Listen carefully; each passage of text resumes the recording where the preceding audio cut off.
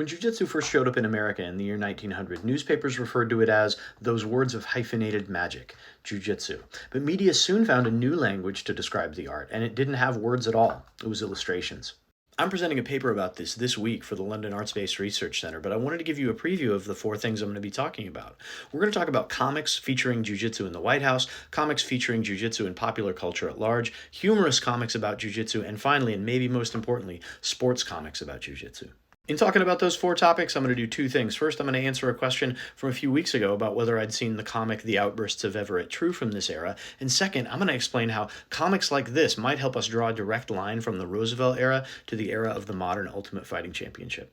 You've seen some of these cool Roosevelt cartoons already showing him either training or metaphorically beating up the railroad trust, but it goes far beyond him. Cartoonists took on contemporary issues like whether police departments or U.S. military academies should adopt jiu-jitsu, which was a big debate at the time. John T. McCutcheon, who was called the Dean of American Political Cartoonists, did this one, and that shows us exactly how famous and prominent the artists that were using jiu-jitsu as subject matter were. McCutcheon, for example, was one of the most well-respected artists in America at the time. He won a Pulitzer Prize for this cartoon, which covers bank failures. He wasn't the only prominent cartoonist that made jiu-jitsu his subject matter. In 1905, a series of strips called Jiu-Jitsu Jokelets made appearances in E.W. Scripps newspapers throughout the country, like these two from the Seattle Star.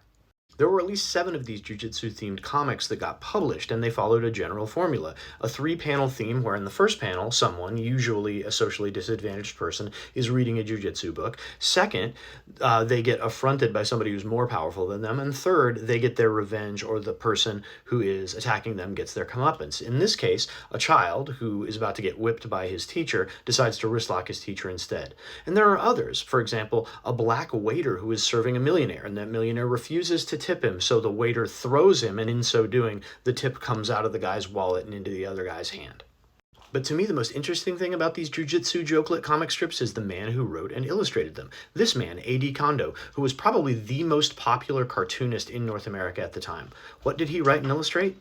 If you guessed that he wrote and illustrated The Outbursts of Everett True, give yourself a gold star and possibly a stripe on your belt. If you haven't heard of The Outbursts of Everett True, it was the most popular comic strip in America at the time and ran in the entire E.W. Scripps chain for decades, from 1905 to 1927 and intermittently thereafter. This thing was wildly popular, and because of it, Kondo was one of the most famous cartoonists in America and probably the world.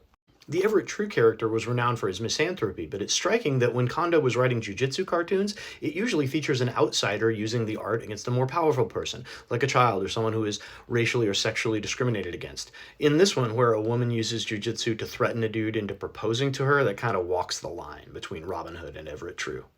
Beyond the social significance, jiu-jitsu found its way into the mainstream comics pages just for humor. American newspapers had pages like this that collected comic strips, and this one's from the Ottumwa, Iowa Courier in 1905. The pages were often populated by one-panel gag-a-day comic strips like all of these, and let's zoom in on this one, shall we? In this comic, the jiu-jitsu instructor tells his pupil how important he is that he carefully observe the technique. This technique isn't one I know, but I feel like I really need to learn it, or at least do it on someone in class. The fact that jiu-jitsu comics were in the mainstream funny pages really shows you how mainstream jiu-jitsu was at the time. The average reader who was reading the comics was expected to get these jokes, meaning they were expected to understand what jiu-jitsu was. And these didn't just appear in population centers like Washington, D.C. You saw them in every corner of America, from Seattle to Ottumwa, Iowa, to San Francisco. This one appeared in the San Francisco Call. More so than just humor, though, it kind of shows how culturally embedded jiu-jitsu was, and that extended to sport, which we're going to talk about now. Today we live in a world where millions of people train martial arts for more than simply self-defense, and tens of millions of people that don't even train watch the UFC and other combat sports for entertainment.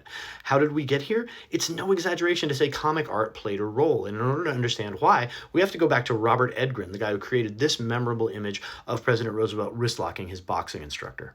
Edgren's cartoon in his column would build drama and hype for mixed-style matches between jiu-jitsu and boxing, jiu-jitsu and wrestling, stuff like that. That created a market for martial arts as public spectacle, and when high-profile matches were booked, Edgren would draw potential outcomes using his pen, and outcomes that speculated on how prominent figures would fare against each other, like how Katsuguma Higashi might try to beat the boxing champion Jim Jeffries.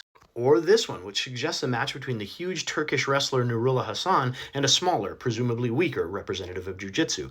Coverage like this was building demand for mixed art challenge matches. But even more than that, I think we can draw a direct line from these mixed art challenge matches of the time and today's mixed martial arts industry, since in 1993, the Ultimate Fighting Championship began promoting itself by, tell me if this sounds familiar, championing fights between huge muscled wrestlers like Dan Severn and Ken Shamrock against smaller, presumably weaker, representatives of Jiu-Jitsu like Royce Gracie. It's the same marketing, just on a bigger stage.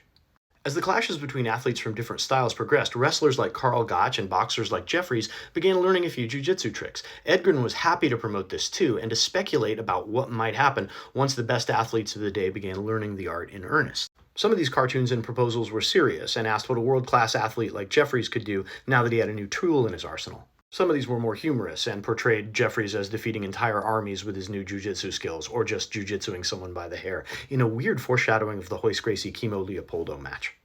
Whether they were serious or humorous or some mix of both, they all kept the art in the public mind. They say that a picture is worth 1,000 words. Well, pictures like this helped us build to 125 years of jiu-jitsu in America, and counting.